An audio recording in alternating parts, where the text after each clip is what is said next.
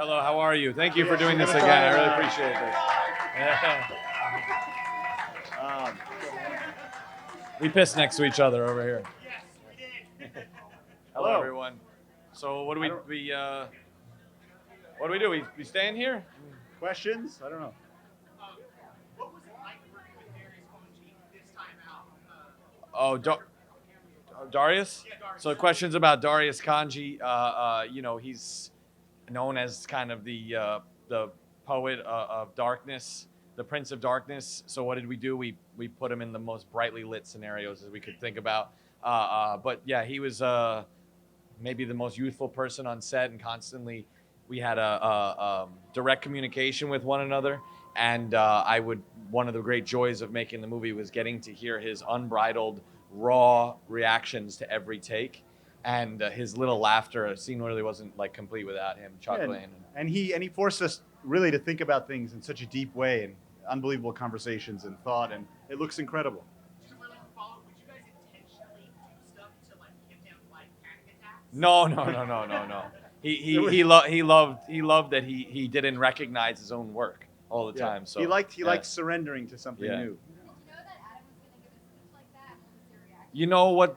When you first of all, when you love Adam Sandler from the very beginning, you know that he doesn't do anything that isn't great. And we've now seen him do a couple of speeches, and it's like you get like a little private show. Have you seen his stand-up? Okay, It has. the uncut version from 100% Fresh is like 3.5 hours, and it's 2 hours too short. It's good. I don't know. It's funny. It's touching. It's beautiful. I don't know. It's Sandler.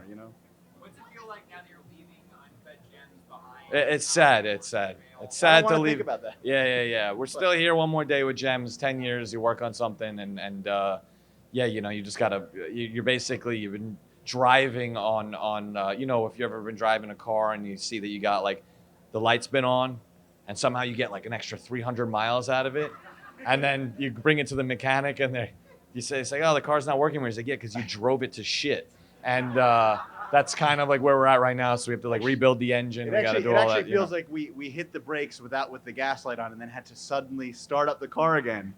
And our dad after many years of leasing this car ended up buying it off of the dealership.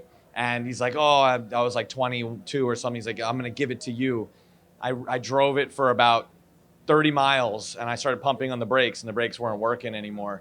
And I don't know why that felt relevant. But, Alexander,